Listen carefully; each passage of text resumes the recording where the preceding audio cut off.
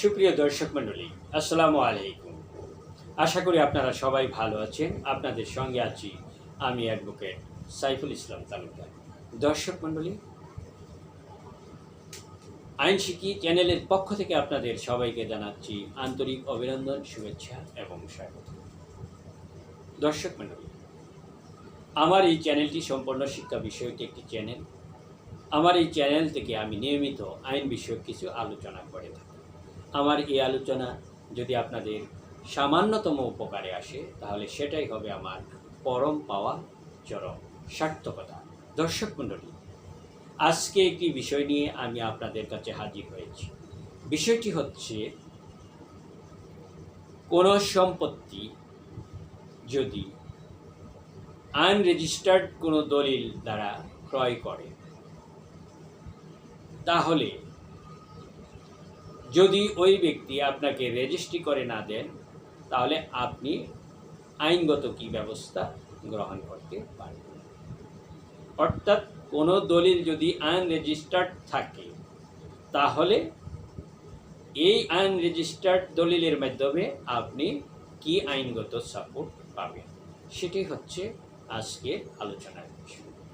দর্শক মণ্ডলী, আমাদের সমাজে দেখা যায় যে কেউ কখনো কোনো সম্পত্তি ক্রয় করার সময় একটা বায়নানামা দলিল করে থাকে।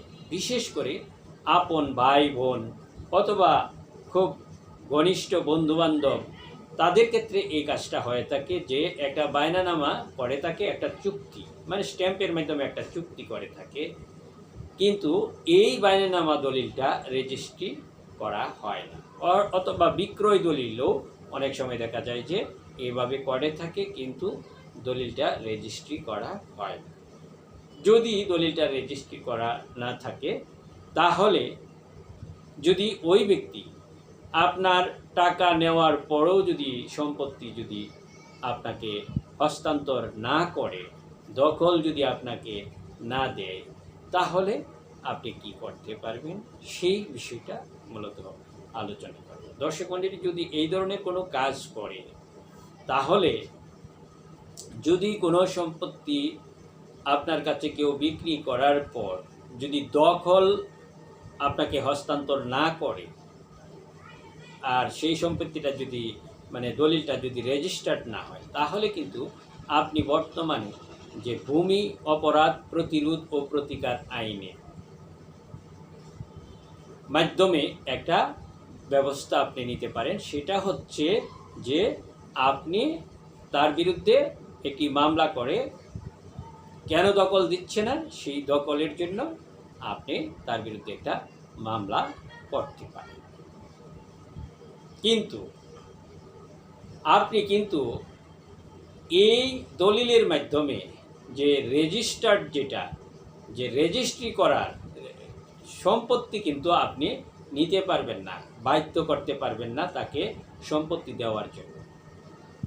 আপনার সম্পত্তি বুঝাই দেওয়ার জন্য কিন্তু বাধ্য করতে পারবেন না। হয়তো দখল হস্তান্তর করার জন্য আপনি তার বিরুদ্ধে মামলা করতে পারেন, কিন্তু শেষে এই সম্পত্তির মালিকানা অর্জনের জন্য যে বিষয়টা, সেটা কিন্তু আপনি করতে পারবেন না। কারণ আনরেজিস্টার্ড কোনো দলিলের মাধ্যমে মালিকানা অর্জন করা যায় না। অর্থাৎ চুক্তি প্রবলের যে মোকদ্দমা, সুনির্দিষ্ট প্রতিকার আইনের 12 ধারায় যে চুক্তি প্রবলের যে মোকদ্দমা আগে যেটা করা যাইতো, সেটা কিন্তু এখন আর করা যায় না। 2004 সালে একটা নতুন আইন পাশ করা হয়েছে, সেটা হচ্ছে যে আনরেজিস্টার্ড বিক্রয় দলিল বলবৎ করা যায় না, সুনির্দিষ্টভাবে কার্যকরী করা যায়। তাই সবসময় আপনাদেরকে খেয়াল রাখতে হবে যে কোনো সম্পত্তি যদি আপনারা ক্রয় করেন, তাহলে সাথে সাথে সেটা যদি বায়নাও করেন, তাহলে বায়নানামাটা রেজিস্ট্রি করে নেবেন। আর যদি রেজিস্ট্রি না করেন, তাহলে কিন্তু আপনি আপনার সম্পত্তি ফেরত পাবেন। তখন আপনাকে যে কাজটা করতে হবে, সেটা করতে হবে যে আপনি দেখা যায় যে আপনি একটা মানি স্যুট করতে পারেন, ক্ষতিপূরণের মামলা, টাকা আদায়ের যে মামলা, সেটা আপনি করতে পারবেন। কিন্তু আপনি সম্পত্তি আদায়ের জন্য যে মানে রেজিস্ট্রি করার জন্য যে চাপ দিবেন সেটা কিন্তু আইনগতভাবে বলবৎ করতে পারবেন।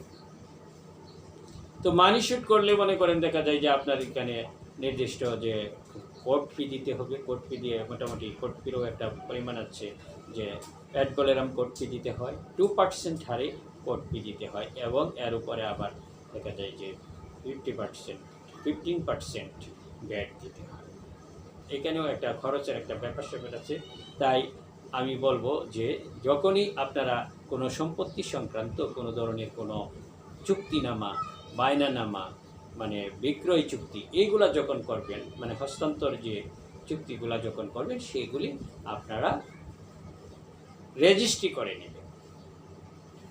অনেক সময় এইরকমও হয়, দেখা যায় যে আমাদের কাছে অনেক সময় অনেক ক্লায়েন্ট আসে, দেখা যায় যে এক ব্যক্তি তার সম্পত্তি আচ্ছা সেটা আরেকটা বিষয়, সেটা আমি আরেকদিন আলোচনা করব। দেখা যায় যে অনেক সময় এরকমও হয়, যেটা বলতে চেয়েছিলাম যে কোনো ব্যক্তি দেখা যায় যে সম্পত্তি বিক্রি করে মারা যায়, সম্পত্তি বিক্রি করলো কিন্তু এটা একটা ভুয়া সম্পত্তিও অনেক সময় বিক্রি করে দেয়। আচ্ছা সেটা আরেকটা সাবজেক্ট, সেটা আরেকদিন আমি আলোচনা করব। তো আপনারা আশা করি বিষয়টা বুঝতে পেরেছেন। যদি কোনো ধরনের সমস্যা থেকে থাকে তাহলে আপনারা আমাকে কমেন্টসে জানাতে পারেন।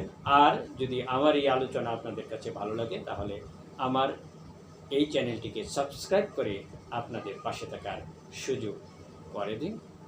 আর আমার এই ভিডিওটি যদি আপনাদের কাছে ভালো লেগে থাকে তাহলে ভিডিওটিতে লাইক, কমেন্টস এবং শেয়ার করতে ভুলবেন না। তো আজ এই পর্যন্তই, দেখা হবে নতুন কোনো পর্বে।